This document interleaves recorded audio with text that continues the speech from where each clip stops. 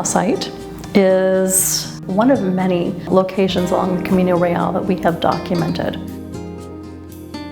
So far, we have encountered occupations that span the entire pre-Hispanic period, so formative period materials, classic period materials, and then post-classic materials. And the majority of our interest is in the late post-classic materials.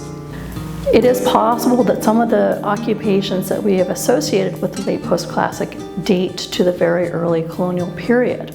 And the reason we suggest that, or think that might be a possibility, is the proximity to the Camino Real, which was a colonial era route that probably followed along pre-existing transportation corridors throughout the region that were used for who knows how long. We suspected there could be some early colonial occupation at this site. We're hoping that we find some sort of evidence that allows us to distinguish some minor, some subtle changes in the material culture that would signal the shift to the early colonial era.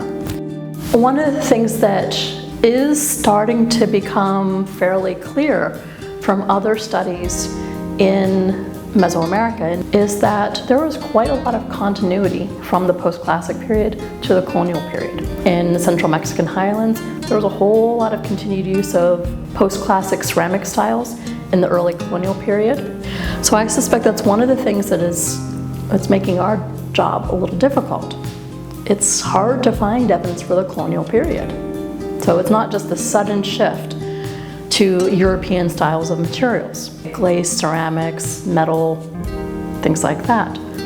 You also have, on top of that, the really substantial population reductions.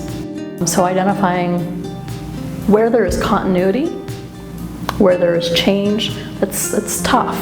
But it's at sites like the Camino Real, where if there were going to be continuous occupations from the post-classic to the early colonial era, you would expect something to be left behind.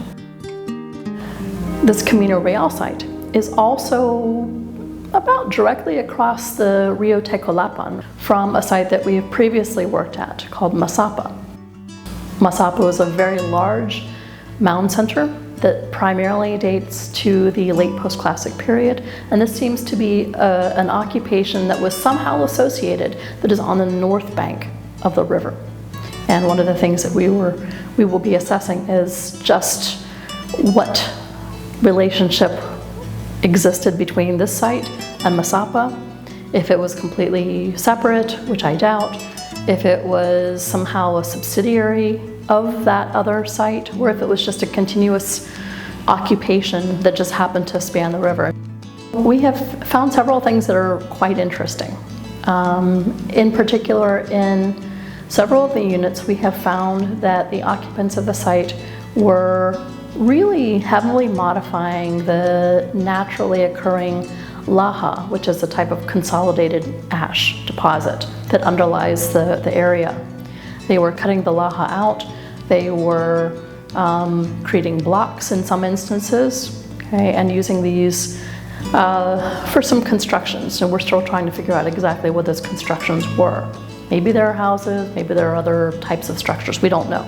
In addition, next to these laja floors in some instances, we have found deposits of vessels. In one deposit, we found plates with stamped bases.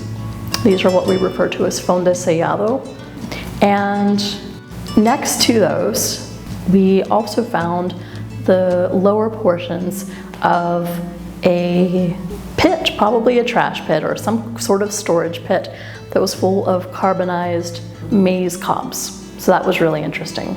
So it'll be good to get the dates back for those materials.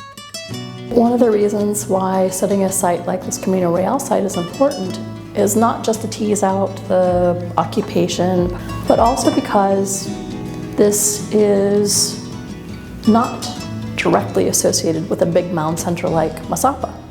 All of the other previously investigated post-classic sites, especially late post-classic sites, because they're a little easier to find, have been focused on centers.